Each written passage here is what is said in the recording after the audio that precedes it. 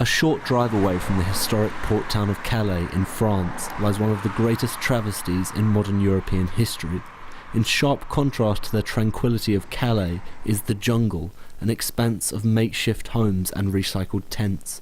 The jungle is essentially a third world slum, the perimeter of which is guarded at all times by French police and barbed wire fences.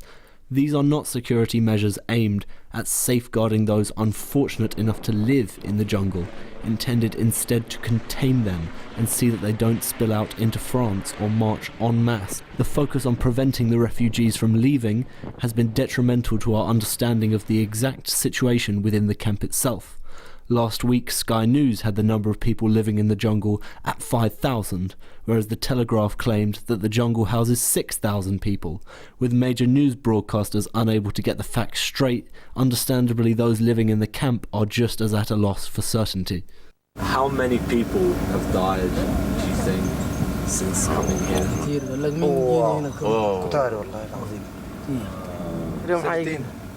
17. لا والله 30 من العيد لحد هسه والله بيصلوا 30. لا اكثر يا اخي قال لك مين قاعدين هنا يعني توفوا بدل شنو؟ في فترة قعدنا الشهر ده 25 13 about If you have to stay in the jungle, will more people go and die on the trains? yes I need go in England. You need to go? Yes. And you will say that? Yes. The fact is that nobody really knows how many people from the jungle have died. Hearsay and rumour are the only authority within the camp itself. When we visited the camp, it was widely believed that 4 people had died on the evening of October 17th, but this is not something that any news outlet could confirm. We asked Mohammed, a refugee from Darfur, to tell us what he had heard. People, I think they were on the line of the train and the train hit them. Yes. Okay, because when you get to the train station, the people try that to hide, because the security, if they find you, will catch you. So someone was telling me, I don't know if it's true or not, he told me that they were hiding, and when the train comes, so the accident happened. Nowadays, the situation here is it's very bad, as you see. So living here is very difficult. You know, the weather is very cold, and you see here the situation is not really good at all. And there's no way that people are trying to go to England, because as soon as you get there, you will find good shelter, and they will take care of you, and then at the end of the day you will. Yes, the process of refugees and etc. will go, and then you will see for your future. People love England. People love the English. People want to go there. For some people, they have family there.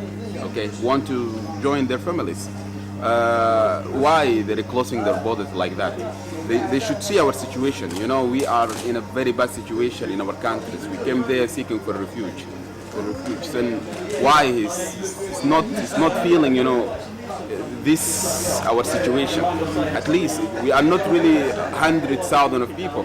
We are only maybe 3,000 people. I don't know why.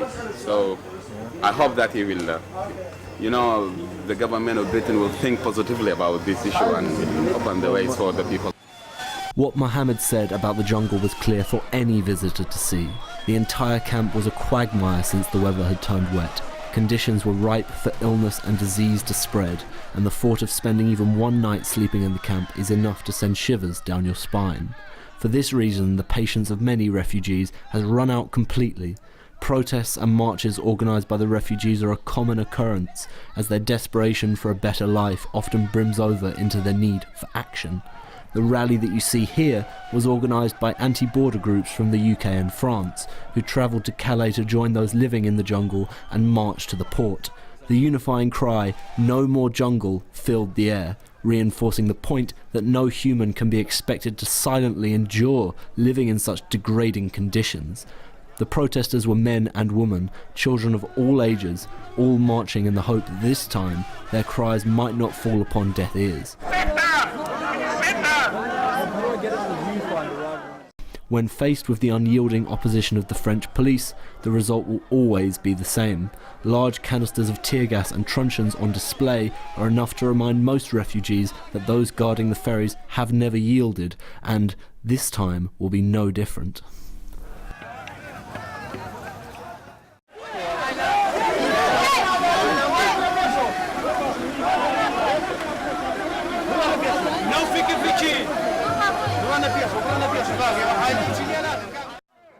The UK has agreed to take 20,000 refugees, but for most of the people in the jungle, it seems that their wait isn't over.